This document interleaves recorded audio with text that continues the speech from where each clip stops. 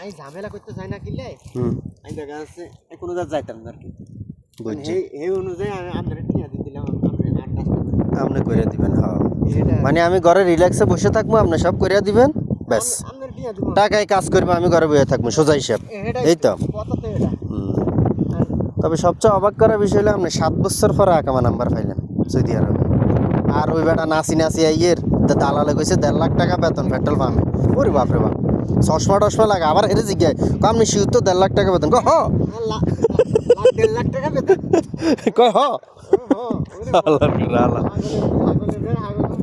বুঝছেন নি এত সোজা। আর বেড়া 7 বছরে এই প্রথম আকামা নাম্বার পাইলো, তাও আকামা না, আকামা নাম্বারটা নিয়ে আমি আকামার ছবিটা দেখাইছেন আপনার ভাই মামুন ভাই, না খালি নাম্বার লইছে? আকামা হবে না ওই শুধু নাম্বারটা মানে এটা ইয়া হয় আর আচ্ছা। আপনার আকামা আপনার ইয়া দিলে আমি তো ইয়ে বানা ফেলাচ্ছি, কার্ডে বানায় ফেলাতে পারতেন। হ্যাঁ, এখন আপনার অনুভূতি কি 7 বছর পরে যা আকামা নাম্বারটা পাইছেন? না আমি এটা তো চেক করার লাগে, এটা চেক করার লাগে আপনার আকামার নাম্বার লাগবে আর কি।